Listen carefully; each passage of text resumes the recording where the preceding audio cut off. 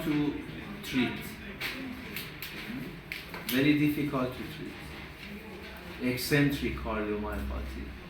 In concentric cardiomyopathy, if you replace the stenotic valve or use the afterload reducer drugs. Afterload? Afterload reducer. What is afterload? Blood pressure, aortic blood pressure.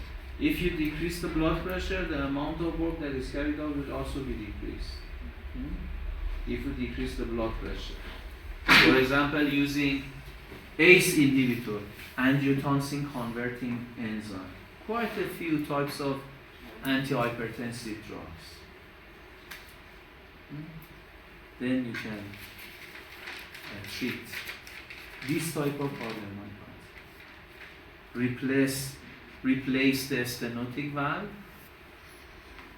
and use the afterload reducer drugs or antihypertensive drugs like angiotensin converting enzyme inhibitors, like angiotensin receptor inhibitors, angiotensin converting enzyme inhibitors like captopril, enalapril, lisinopril. These are these type of drugs.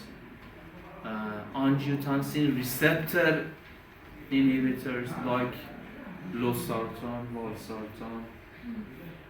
Should we memorize these drugs? No, For example. Okay. no, not at all. There is no need to memorize it. Just listen. Let us compare the aortic and pulmonic valve with atrioventricular valves. See, in mitral valves has two cusps. Tricuspid valves has three cusps or three leaflets. Atrioventricular valves are connected to the bottom of the left ventricle and right ventricle by a special muscle which is called papillary muscles. The muscle is connected to chorda tendini, and the chorda tendini connects to the vein of the valves, the body of the valves. So during ventricular contraction, these papillary muscles will also be contracted and pull the leaflets to the bottom of the left ventricle and prevents backflow or bulging of the valves inside the atrium. But in some situation,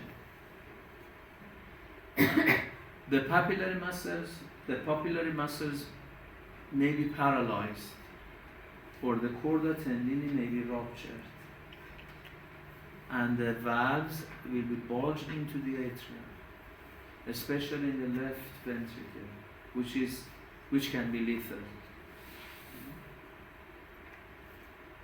In extensive myocardial infarction, one of the papillary muscles may be paralyzed or ruptured, or the chorda tendini may be ruptured. So this is the difference. But in aortic valve, in pulmonary valve, we do not have any papillary muscle. We do not have any. Like if we perform excess exercise, this also can rupture the No. muscle. Normally there is no threaten for the papillary. But in extensive myocardial infarction. So what do we call the disease? I'm not hearing. Pardon? Myocardial infarction. Myocardial. Infarction. Why? MI. Infarction. Myocardial infarction. The structure of the valves are different. The atrioventricular valve are thin, but the pulmonary and aortic valve are rather thick in comparison to atrioventricular valve because they should withstand high pressure.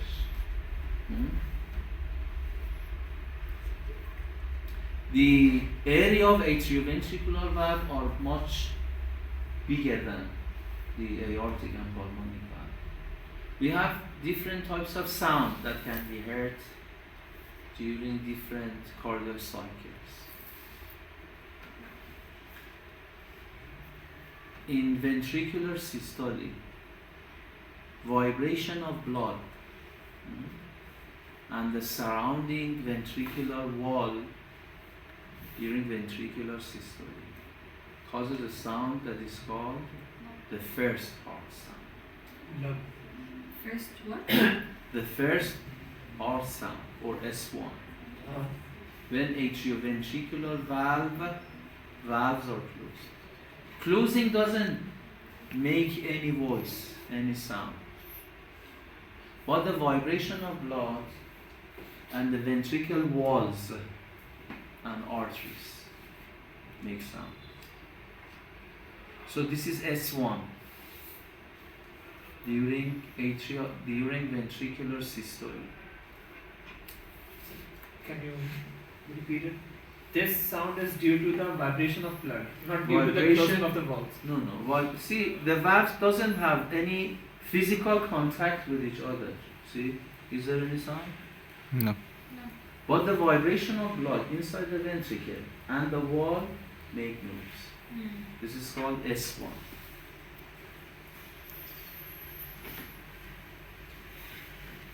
At the end of systole, backflow of blood inside the aorta and pulmonary valve causes another sound, which is the second heart sound. Closure of aortic and pulmonary valve. The first sound is low pitch and high duration. The second, high pitch, low duration.